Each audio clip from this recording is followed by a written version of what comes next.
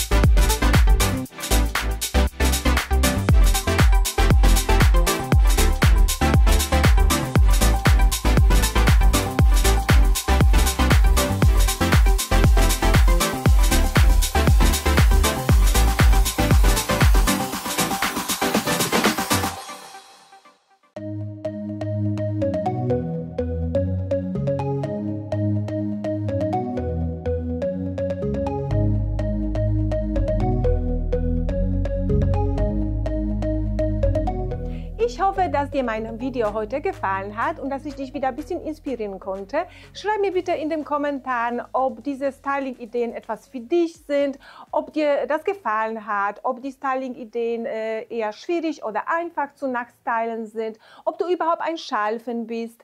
Wenn dir das Video gefallen hat, ich würde mich freuen natürlich ja über einen Daumen hoch. Und wenn du meine weiteren Videos nicht verpassen möchtest, dann unbedingt abonnieren und wir sehen uns bald wieder.